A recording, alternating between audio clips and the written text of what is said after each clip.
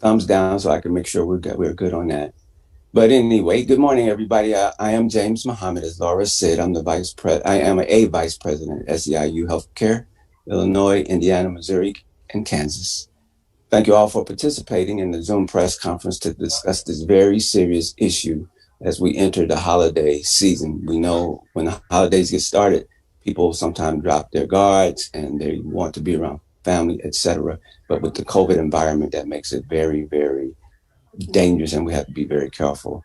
Our community's primary concern is the safety from the virus, and that means that safety healthcare workers and bringing resources to our communities, particularly the Black and Brown communities, which historically are under resourced. That we got to make sure that they get what we need at our hospitals and in our communities. Workers at SLU Hospital want our community to know that we are doing our best to deliver the best care possible in the fastest and safest environment possible. But to do that, management must provide workers with the things that we need to be safe. Most importantly, workers must have adequate personal protective equipment, defined COVID-19 protocols in the facilities in order to protect themselves and patients. Our fight continues to make sure that there's enough proper protective equipment, which is PPE, for workers and caregivers and patients. And they must receive, our workers must receive hazard pay to compensate for the stress of the work as they care for others. With us today to talk about the community's concerns is Reverend Darrell Gray. He's the Midwest Chair of the Social Justice Commission for the Progressive National Baptist Convention. And we also have Shonda Whitfield. She's an essential worker at Estates of Spanish Lakes Nursing Home. And to discuss workers' concerns, we have Amy Jones at SLU Hospitals. And before we begin, I would just advise everybody to, like, if you're not speaking, please go on mute so that the reporters can all hear clearly. And Laura, you have the ability to mute. If you see somebody's mic is open, you can do that as well. But then come off mute when you speak. So to start off, can we ask Pastor Gray to give us his blessings? Thank you very much. And to Mr. Muhammad and Mr. Barrett, thank you for the opportunity to be able to speak this morning. I'm here today as a representative of Jobs with Justice and the Progressive National Baptist Convention. I serve, as you indicated, as the Midwest Chair, Regional Chair for our Social Justice Commission. And I'm here to support frontline healthcare workers. Our organizations, Jobs with Justice and PNBC, want to warn the public about the risk of COVID-19, and we want to demand better protections against the virus. COVID-19 cases are spiking across our region. My particular region is 8 different states in the Midwest, and we're seeing the uptake. Frontline healthcare workers have been sounding the alarm for weeks about the really months about the alarm concerning risk, as well as demanding better protections and hazard pay amidst this pandemic. We continue to call these healthcare workers heroes, but we don't treat them like heroes. And we are continually putting these heroes at risk. Safety committees that represent management and workers are also essential as the pandemic continues to build strength. We keep hearing that help is on the way. We keep hearing about the vaccines, but they're not here yet. People of color, communities of color, particularly in the St. Louis region, are suffering. A recent study that was done says 1 out of 100 adults in St. Louis County have been infected this fall. And when we see those kind of numbers, particularly in St. Louis City and St. Louis County, we know that Black people are disproportionately affected. When we look at it, Black residents are more than twice as likely to have COVID-19 as white residents, particularly in the county. 8.3% versus 3.4%. And this is based upon the health studies that have been shown. Our communities have already been suffering because of underlying conditions. We've long lived in communities impacted by poverty, toxic air pollution, environmental hazards, poor healthcare resources. Our communities are food deserts that don't allow for good nutrition. We lack the resources that other communities have. Our communities historically have not been healthy communities. Pre-existing conditions like high blood pressure, asthma, heart conditions have always been high in our communities, and these conditions have exacerbated uh, our health situations because of COVID. COVID has hit Black communities and brown communities like a perfect storm. And not only did we have an already existing denigrated environment with poor health conditions, most of the frontline workers are people of color in our nursing homes, in our hospitals, particularly at SLU. When we look at who is actually treating outside of the doctors and the nurses, a lot of the technicians, the people who are cleaning the hospitals, all of these people are susceptible to this virus as well because they are on that front line, and most of those folk on the front line are, again, people of color in our nursing homes, in our hospitals throughout our region. We need help from individuals, from our healthcare providers, and from our government. We need them to care for all of us in the midst of this crisis. And we want to continue to tell people, wear your mask, wear your mask, wear your mask, everywhere, all the time, wear your mask. Healthcare providers, please, please, please, take care of our workers. We need them to take care of us. And not only are they taking care of people in the hospitals, they've got to come home. They've got to come back to their families. They've got to come back to the communities. And so we're calling upon Mayor Lyda Crewson, County Executive Dr. Sam Page, Governor Mike Parson. We're calling on you right now. Do your duty. Do your job. Protect us and help us through the worst crisis that St. Louis region and the state of Missouri and the Midwest region has ever seen. And then finally, we're calling upon Mike Parson, institute a statewide mandate, a mask wearing mandate. Have some guts. Have some guts simply to do the right thing. I thank you again for an opportunity. Once again, our churches are standing with our healthcare workers 100%. Thank you for your blessings and your concern, Reverend Gray. Next, we will have Amy Jones, who is a worker at St. Louis University Hospital. Good morning, Amy. Good morning. Can you hear me? Hello? Sounds great, Amy. Can you hear me? Yes, we can, but go. Yes, we can. Okay. Go ahead. You didn't say anything. I'm sorry. Okay. Yes, my name is Amy Jones. Good morning, everyone. My name is Amy Jones. I'm a rehabilitation technician at St. Louis University Hospital. I also function as a nursing assistant due to the chronic short staffing in our facility. Actually, that's what I start out as. I am a certified nursing assistant. First, I want to wish everyone a safe Thanksgiving as we enter the holiday season. I'm grateful to be a part of this conversation about COVID-19 because it is not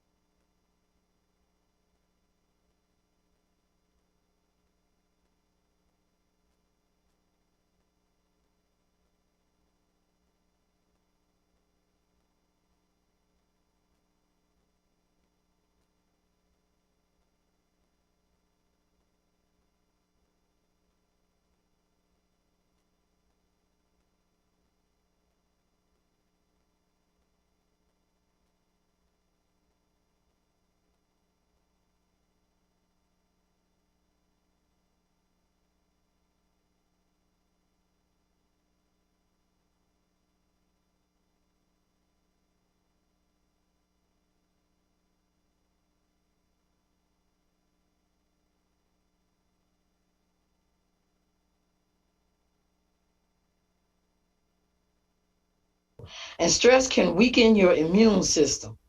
On top of that, many of workers are black and brown, just like the Reverend was saying. Here at SLU Hospital, we have a whole lot of black and brown workers in the food area. So dietitians, housekeeping, transporters, the whole nine.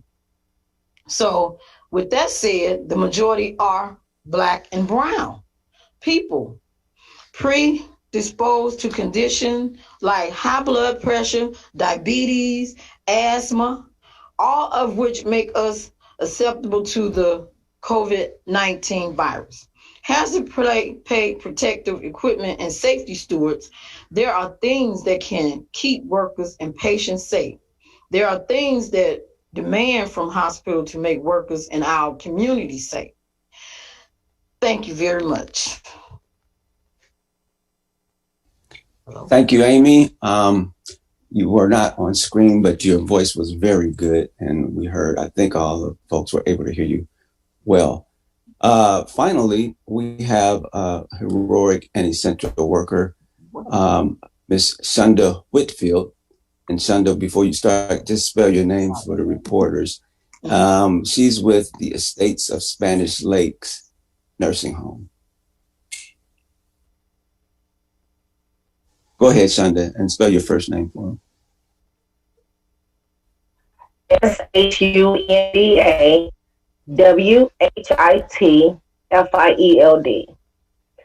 My name is Shonda Whitfield, and I'm a survivor of COVID-19. I caught COVID at my job at the States of Spanish Lake, where I have worked for 6 years as a CNA.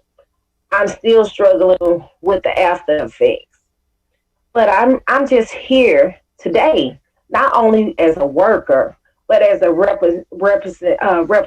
representative of all St. Louis community of the color, of any color that has been hardly hit by this disease. It is not just a job. It is not just where we work. It's in our homes. It's in our churches. It's in our stores. It's everywhere I go. People I love is at risk. I'm at risk because I have underlying conditions also, as lupus. More and more of them are getting ill, just everywhere you look. Friends, families, co-workers, residents, it's just everybody. As you can guess, many of our brothers and sisters in our union had either got the disease, been exposed to the disease, or the family members have fallen ill to the disease. Whether we're bringing it home to them or they're just in the public. We all have to work, and we all to feed our family. We all have to go shopping and things of that nature. It's just not in the nursing home or the hospitals. It's around the land. So and a few of our sisters and brothers have died from this. A few union workers have died. Even the non-union workers have died. Rest in peace for all of those who have been lost in the pandemic. I'm here today.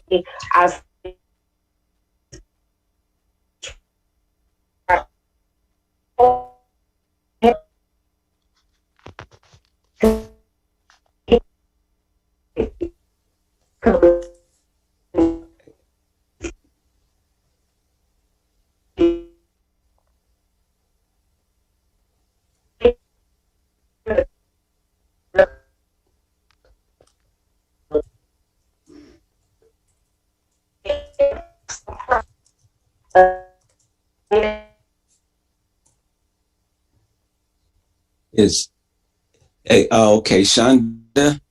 I'm sorry to those media. Unfortunately, her internet connection was starting to cut off. Hey, Shonda, can you hear me? Shonda, can you hear me? Yes. Okay. For that last minute, because maybe of where you are, your audio just completely went blank, went haywire. If you want to, you could just kind of I'm sorry. sum up that no, not your no fault. Just so for media, in case there was something there that last 1 minute, if you want to just kind of repeat that kind of real quickly, and while we got good audio for you. I think you said, Okay. unfortunately, something. As manager. Go ahead.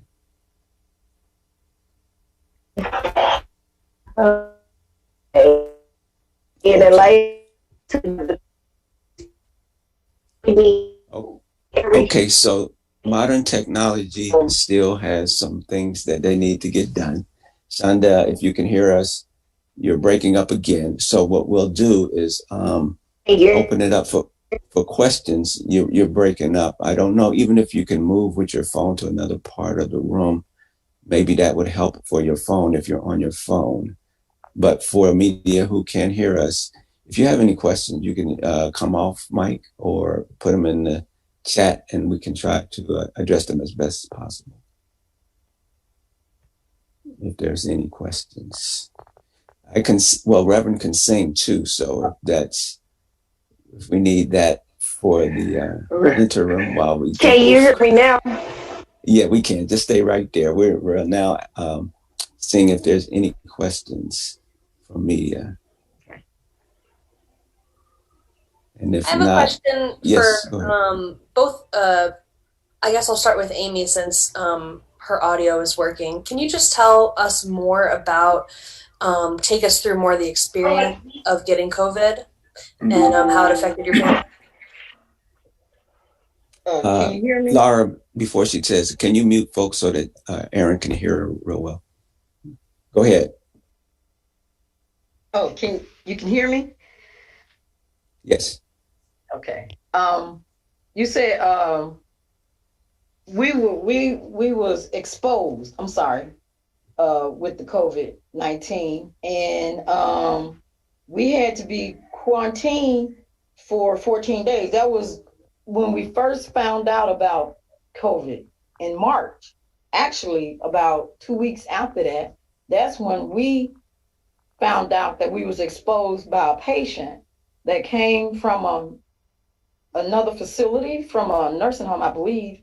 She was an older lady, and we did not know that we was exposed until I came into work the next day or the day after, and they told me I had to go back home because I was exposed from this patient. I had to make an incident report. So I said, really? But I don't feel bad. I feel fine. They said, we don't need you here. We have to quarantine you for 14 days, and you have to go home because it doesn't come right after that. Sometimes it takes a little while before it kick in the sickness. So I said, okay. So I had to go through employee health. I had to do all of that. Everything, get tested and everything. I had to go through. But I did have to be quarantined for 14 days. So luckily, prayingly, I'm not going to say luckily, but I was really blessed because I really wasn't real sick. I did get some of the symptoms, but I wasn't real sick from, the COVID, but I did get some symptoms. I was feverish with a headache. And at first they were talking about you don't get a headache. That's not true. But I had a headache. I didn't really say a lot about my sickness, but it didn't feel good. But I came out in thank the good Lord up above for that. But with my other coworker, she had it a little bit worse than me, and she was out for a couple of months. So with this COVID, it is serious, and they need to do what the scientists tell them to do, and they need to quarantine. They need to wear the mask. They need to wash hands, social distancing. We do have to take care of our COVID-19 patients here. Once you go in those rooms, and like the Reverend and myself was saying about the stressfulness, it's very stressful. But that's your question was, that was the explanation of me getting the COVID-19. It is no joke. is a serious matter. A lot of people is not taking it serious because they don't think they can get it, but it is very, very serious because I see it each and every day that I work here at the hospital, because we do have the units, the intensive care units, and people in there, they flipped upside down, and that's the way they take care of them. And we have pastoral care here, and they're standing outside the intensive care rooms, and these patients are very serious. And we do lose a lot of them on top of that, which that's not good.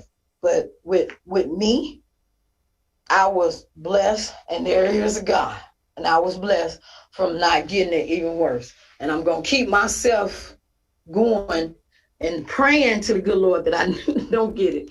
But I do keep my shield and my mask and my hairnet and my shoe covers on once I enter the room, because you have to have all this gear on. It is serious. Did that answer your question? Okay.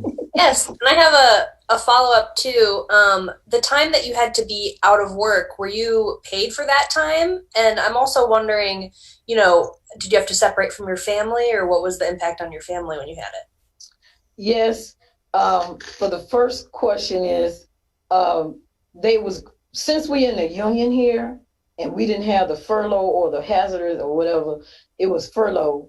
It didn't go through at first. So they told me I have to have the workman's comp. I have to take workman's comp for them 14 days that I was out. So, and I'm like, well, workman's comp don't kick in right away. And I'm like, well, that's not going to work for me. So they came up with around about April the 5th, I think, because I got quarantined at the end of March, the 1st of April. I think it was April the 5th. That's when furlough kicked in, because our good girl, Paula, came here to SLU and told them that, we need furlough. We need to furlough our workers, or hazard pay our workers for when they off in quarantine. So that's when I got the furlough pay. I did get furlough, and it did go through for me. Thank the good Lord up above for that. I did have to quarantine from my family. I had to be in a room without my husband. So I was in a room, and he was in a room, and whoever else was in the house, we was all in separate rooms.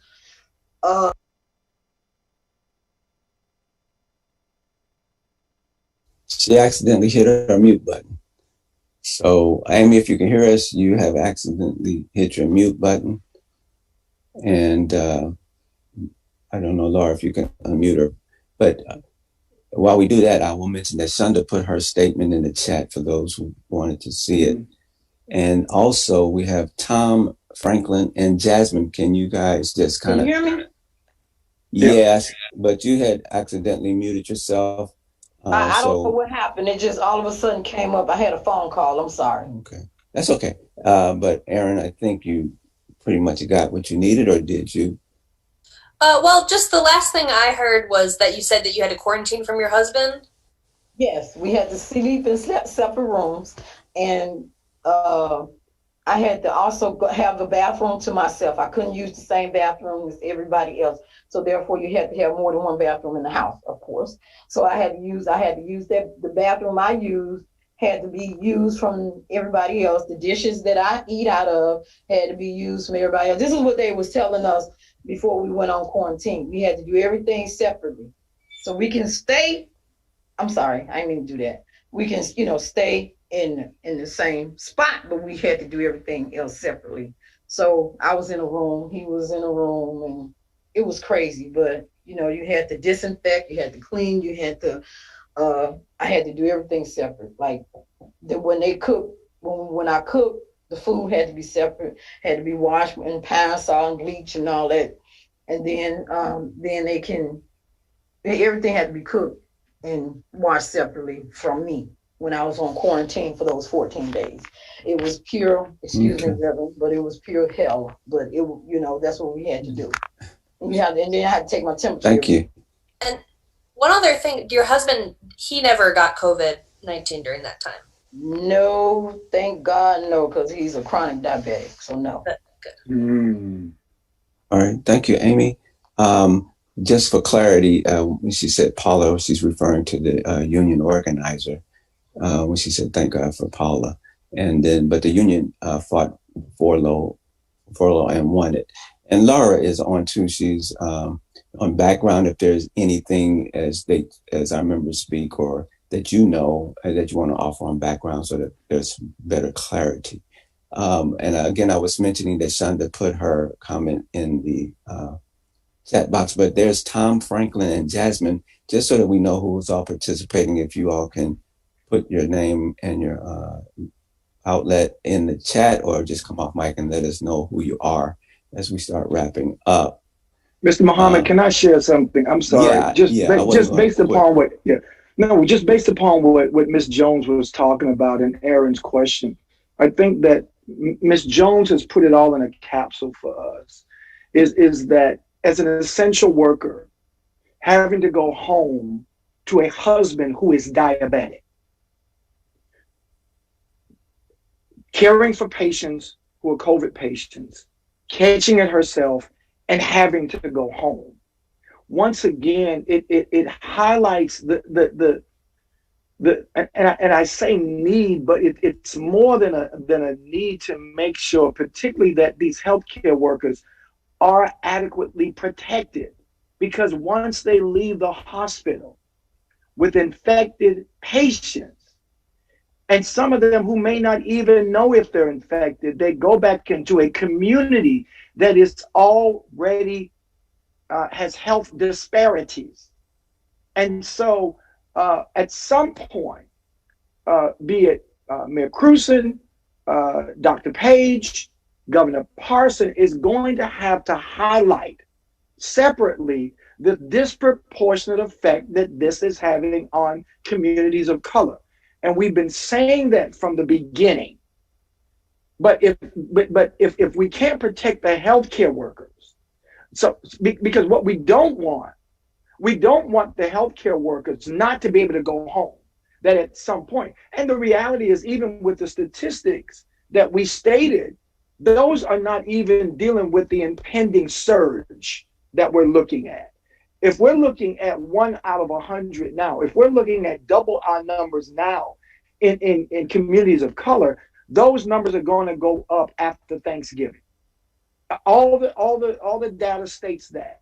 And so for our community, and it goes back, Mr. Muhammad, to, as you said, the stress. We're already dealing with a crisis in our community like we've never seen before. We're dealing with all kinds of pandemics. And so, Aaron, your question is a great question. We're hoping that the hospitals, the nursing homes, the elected officials start looking at our community. You can't look at it the same. One size does not fit all. And that's what we're trying to say. And thank you, Ms. Jones, for sharing that story, because it makes, I hope, that it causes people to understand that one size doesn't fit all in trying to treat this particular pandemic. Thank you, Mr. Muhammad, for letting me share that.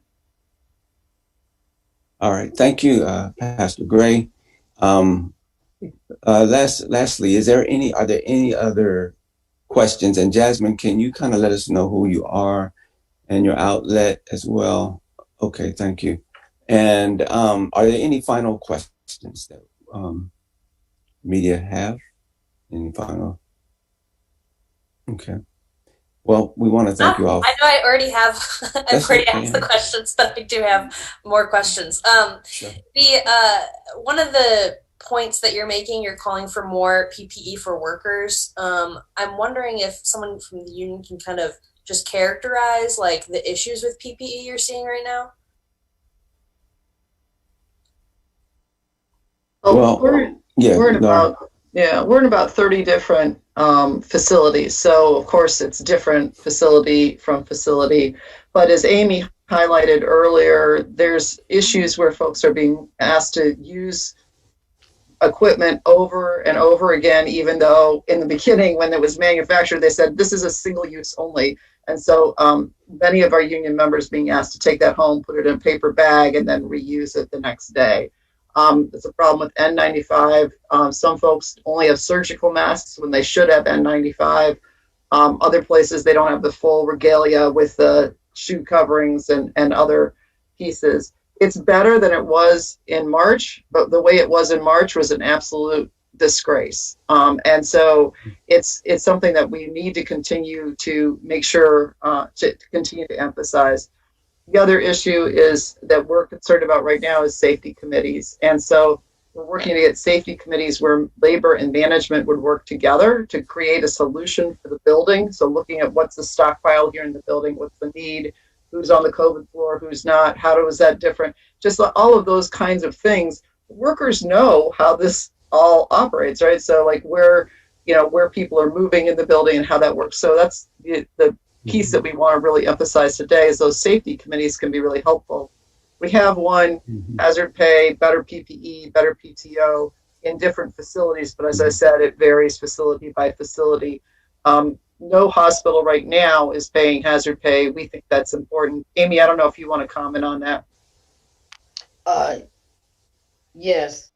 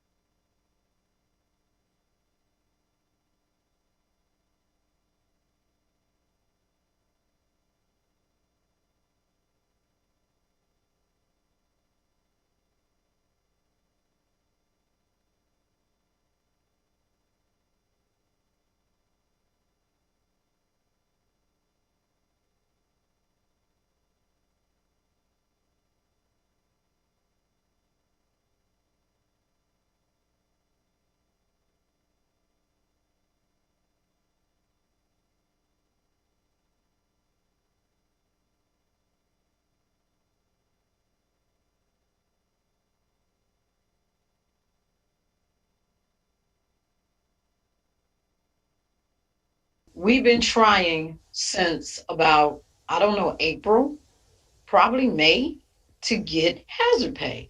And we also been trying to get Governor Parson, that whoever put him back in office, to get him to, get us hazardous pay. So why would he do that? He ain't even mandating the mask. But anyway, we've been trying and trying and trying. So we imagine we just gonna have to do something else.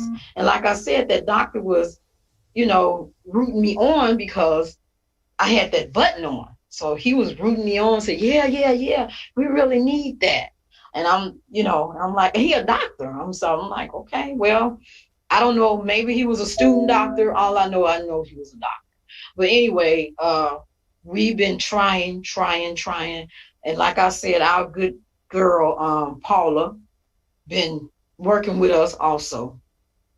A lot of us need to just get more active in this facility to get out here, to get these people to come over on our side to get hazard pay, because none of us getting it. Nurses not getting it either. So they in a union also. So all of us is saying the same thing. So what's the problem?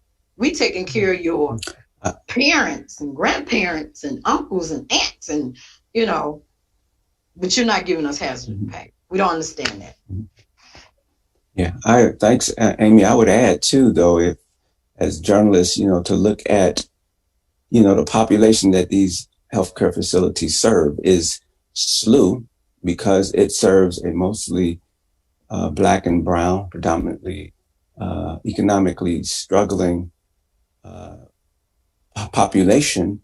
Is there a difference in the resources that were just mentioned at maybe a similar type of facility in another community, either rural or where they're mostly white patients, but primarily it's the same type of facility that Truman might be, in terms of where it gets funding, et cetera, et cetera. That's just a question that I would pose for journalists to look at, because there may be aspects just as health conditions impact the COVID.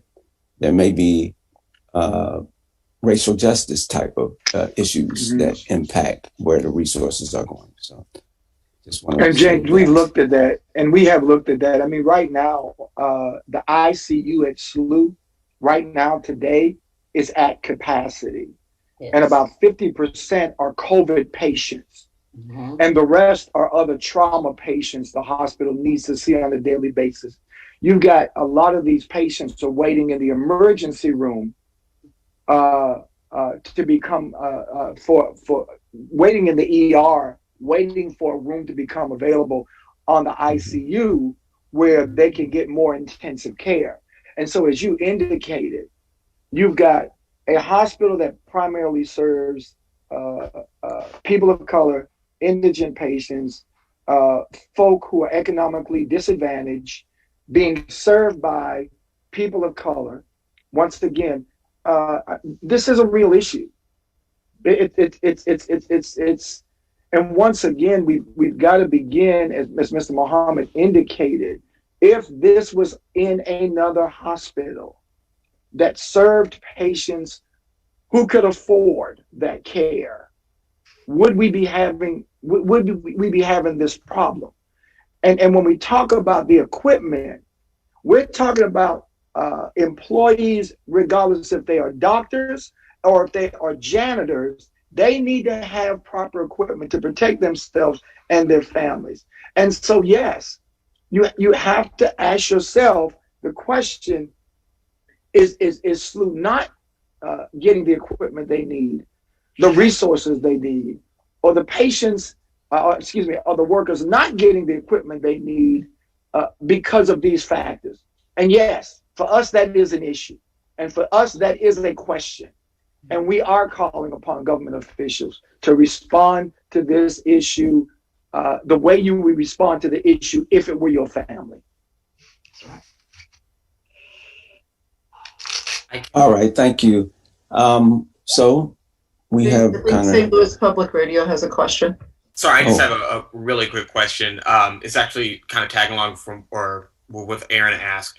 When it comes to PPE, and I'm sure it depends on different hospitals and such, but is there any are there regulations or rules as to who gets an N95 mask and who doesn't? I mean, how is that even, kind of divvied up and, kind of set up in that regard?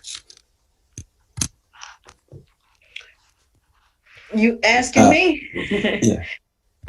Well, I came in to work one of my bonus shift, overtime shift, and they assigned me to work with a COVID-19 patient. This patient was actually on the floor. They went in intensive care as a floor patient. And actually, they supposed to give us what we need to go in these rooms.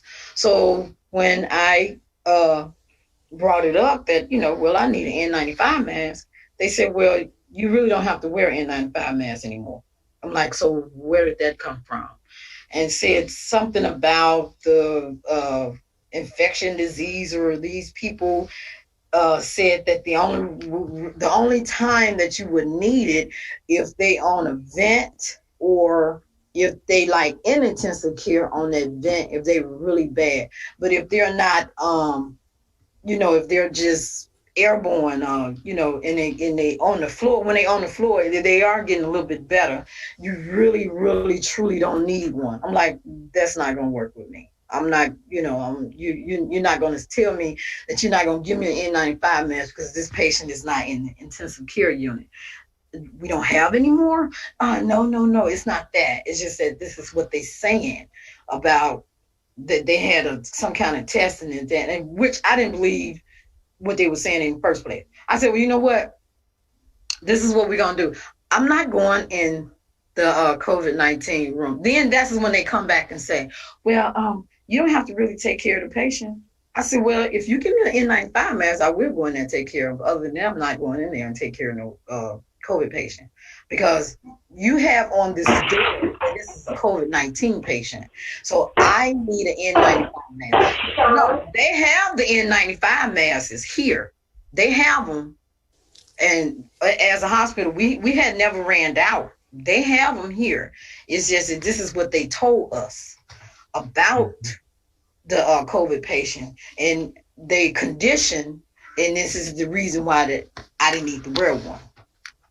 So yeah, and yeah, I would also add though that when you think about hospitals, automatically your mind goes to doctors and nurses, but there's a whole foundational workforce that kind of holds that is at the bottom where the foundation is, and those are people who transport patients, they deliver your food, they wash the sheets, they clean the rooms. And these are, again, primarily people of color and low wage. So, as Amy mentioned, she got COVID from a person she didn't even know, and others that was, had the disease and was spreading it. And so, what about the transporter who brought that person into the hospital, who was right up on that person, pushing them in a wheelchair, maybe?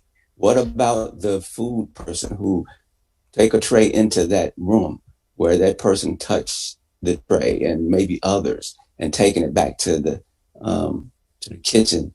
All of that, even laundry. Germs are on the sheets. They get their stuff down there. They might shake it before they put it into the washing machine. But these are people, if they don't do their job, that hospital doesn't function, and nurses and doctors don't have jobs. Amen. So that's the part that gets overlooked. Justice impact as well. So just wanted to put that in there because I think that's important. So I keep asking, are there any others? But we're going to close out if there are none.